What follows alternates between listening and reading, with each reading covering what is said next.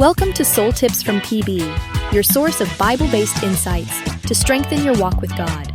Listen to Pastor Bong Bailon of Real Life Christian Communities as he shares brief yet impactful messages to inspire and guide your relationship with the Lord and with others.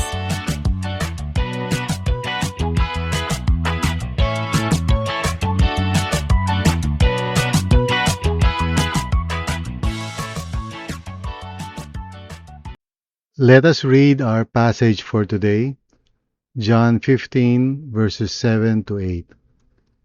If you remain in me, and my words remain in you, ask whatever you wish, and it will be done for you. This is to my Father's glory, that you bear much fruit, showing yourselves to be my disciples. Tayo po ay manalangin. Lord, maraming salamat sa iyo, Panginoon, sa araw na ito.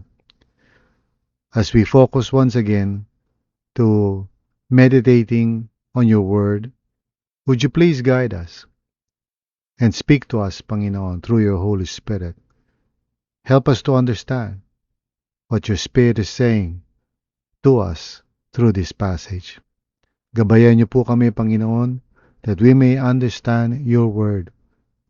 Salamat po. In Jesus' name, amen and amen. Well, hello sa inyong lahat. Once again, this is Pastor Bong Bailon. Ako po ang Senior Pastor ng Real Life Christian Communities. If this is the first time that you have listened to this podcast, every day po ay go into God's Word based sa napag-usapan o pinreach ko last Sunday. And basically what I do is I unpack that sermon, one verse at a time. At ating hinihimay-himay, yung sermon natin tuwing Sunday. So last Sunday, we talked about choosing your priorities. And we looked at John 15, verses 1 to 17. At ngayon, nandito tayo sa verses 7 to 8. And we want to focus on the idea of remaining in prayer as one of the priorities na napakahalaga sa buhay natin. So the title of this devotional today is Prayer That Glorifies God. Minsan nahihirapan tayong mag-pray, and so may mga struggles tayo, for sure. Hindi naman tayo lahat na tuwing nagpe-pray tayo, parang we can easily connect with God. Deep down siguro we desire to grow in our prayer lives. And that should be the case actually. We should actually be desiring how we can grow closer to the Lord, lalo na sa pamamagitan ng ating prayer life. Now in this verse na ating binasa, the Lord is talking about prayer. Sabi niya, if you remain in me and my words remain in you, ask whatever you wish and it will be done for you. And then he follows it up by saying, this is to my Father's glory, that you bear much fruit, showing yourselves to be my disciples. So pag-usapan natin to. First of all, he says, if you remain in me. So again, gaya nga ng sinabi niya doon sa mga naunang verses, starting with verse 1 of this same chapter, sabi niya, I'm the true vine, and my Father is the gardener. And several times he mentioned, that he is the vine and his disciples are the branches, indicating the kind of relationship and dependence na dapat meron sila in our Lord Jesus Christ. In the same way tayo rin bilang mga followers ni Jesus today, we can listen to this exhortation and apply it in our own lives. Sabi niya, if you remain in me, meaning if you continue trusting in the Lord Jesus Christ as your Lord and Savior, that He is the true vine.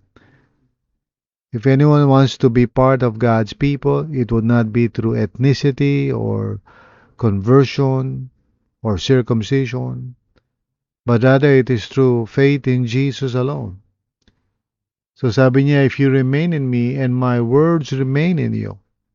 So what are these words? Of course, it refers to His teachings primarily about himself. and how He, as the Messiah, has come to bridge the gap between God and sinful mankind. His words, is what gives us life. And so sabi niya, if my words remain in you, that means if we listen to what He is saying about Himself, about the kingdom of God, about everything else, if we pay attention to that and take heed of what He's saying, if we receive His word and put our trust in what He says. So sabi niya, ask whatever you wish. So this is not a blanket promise na kung saan we can just ask the Lord anything we like siguro house and lot or whatever. Hindi yun ang ibig niya sabihin. Sabi niya, ask whatever you wish, pero ang context nito is yung naunang passage, if you remain in me and my words remain in you. So what happens is that our prayer lives are transformed as we continue to deepen our relationship with the Lord. Nare-renew yung minds natin and even our desires are renewed. Nagkakaroon tayo ng panibagong desire, and our desire is for the glory of God, to do His will, to obey His word. And because nag-a-align yung ating prayers sa will of God, that we can be assured that He hears our prayers and that He will answer them. Kaya sabi niya dito sa verse 7, it will be done for you. So such a promise, of course, is very encouraging sa atin, because when we truly remain in the Lord, our prayers will be transformed. Yun yung pinaka-idea niyan. Na kapag tayo ay nananalig sa Panginoon, nananampalataya sa Kanya, nananatili sa Kanya, and if we let His Word to direct us and to guide us, makaka-experience tayo ng transformation of our hearts and minds. We will have a renewed mind. And so we will discover His good, pleasing, and perfect will, gaya ng sinabi ni Apostle Paul sa Romans 12.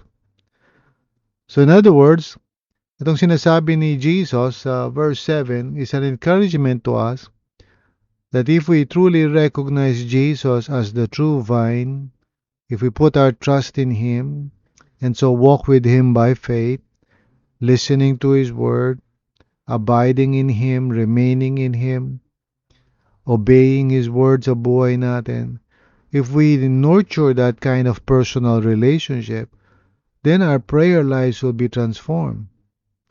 We will begin to pray in accordance with His will. And when that happens, there is an assurance from the Lord Jesus Himself. Sabi niya, it will be done for you. Praise God for that promise.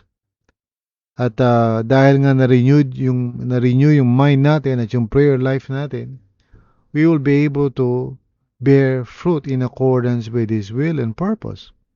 Kaya yung verse 8 is important. Sabi niya, this is to my Father's glory, that you bear much fruit. So yung pagbunga natin, first in terms of our faith, and then our character or sanctification as we become more like Jesus. Tapos yung good works natin as we obey the Lord and fulfill His commandments, as we share the Word of God with other people. So yung bunga natin, as we lead others to the Lord, as we persuade others to believe in Christ. So itong fruit na ganito, sabi niya, glorifies the Father. And then sabi niya, showing yourselves to be my disciples. So the Lord desires for us to be victorious sa ating discipleship o sa ating Christian life. He doesn't want us to just talk about the kingdom of God. He wants us to experience it, especially through our prayers. So the more we draw near to God, the more we develop our relationship with Him and deepen our connection with the Lord Jesus, the more na na-realize natin kung ano ang Kanyang will, yung purpose niya, His good, pleasing, and perfect will. And when that happens, what we pray for also changes. Instead of praying for our own needs, yung mga gusto natin, we pray for the fulfillment of God's plan and purpose. For example, kung nasa isa kang pamilya, You begin to see God's will and purpose for your family, and so you pray accordingly, and God answers it. He saves your family. Pag na-realize mo na mahal ng Panginoon yung mga office mates mo, and you begin to see that God desires for them to know the Lord, so you would pray for it, and God opens the door. So kahit saan lugar yan, kahit sa trabaho, sa opisina, when we begin to let the Lord fill our hearts, at kapag nagkaroon tayo ng renewed mind about things, our prayer lives would be in accordance with His will. And when that happens, Jesus said, it will be done for you. At yung tinutukoy niya rito would be the fruit, no, nalalabas because we rely on the Lord. We depend upon Him. We will bear much fruit, sabi ni Jesus. And it will glorify God the Father. And it will reveal that truly we are followers of the Lord Jesus Christ. So napakahalaga nitong bagay na ito sa buhay natin. Our prayer talaga is so essential sa ating prioridad, no, for us to remain in the Lord. Kaya patuloy tayong lumago sa relationship natin sa Panginoon. Patuloy tayong magpasakop sa Kanya. Patuloy tayong makinig. At hayaan natin ang Kanyang salita ang mag-renew sa ating pag-iisip. Mag-transform even ang ating mga desires. So let the Lord transform us, sanctify us, and change us. And as we surrender our lives to the Lord, magiging fruitful tayo. Yung mga prayers natin magiging in accordance with His will. At makikita natin ang power of God manifested sa buhay natin. And God is glorified. God is glorified. Amen. So tayong lahat po ay manalangin. Lord, tulungan niyo po kami not to have our own agenda, but to trust in you, to depend upon you, Lord. May your word dwell richly sa puso namin to guide us, to help us, to renew our hearts and minds. At Lord, desire namin na yung prayer life namin will be in accordance with your will. Because we want you glorified, Panginoon. We desire that your name will be glorified. So tulungan mo kami, dear Lord. Help us to grow in knowing you and in our prayer lives, which is in accordance with your word. Salamat po, Panginoon. Thank you, Lord. We worship you and we praise you. In Jesus' name. Amen and amen.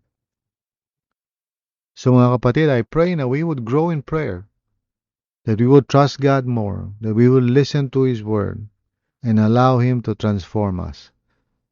So today, mag-ingat po tayo. Huwag nating hayaan ng puso't isipan natin na mapuno ng mga filosofiya ng mundong ito. Instead, let our hearts be renewed and transformed by the Word of God. Mag-meditate tayo sa Scripture. Mag-aral tayo ng Kanyang salita at manatili tayo sa Kanyang kalooban. Ito ang magdudulot sa atin ng blessed life, ng fruitful life, at ng secure life.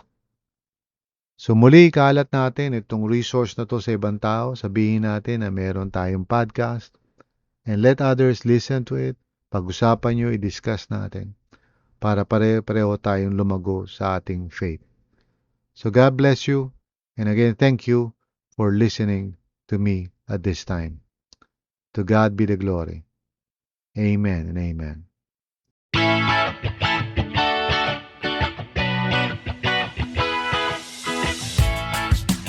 Thank you for listening to Soul Tips from PB. I hope today's message has encouraged you in your spiritual journey. If it has, please consider subscribing and sharing this podcast with others. Let's spread the word and grow together in our relationship with God.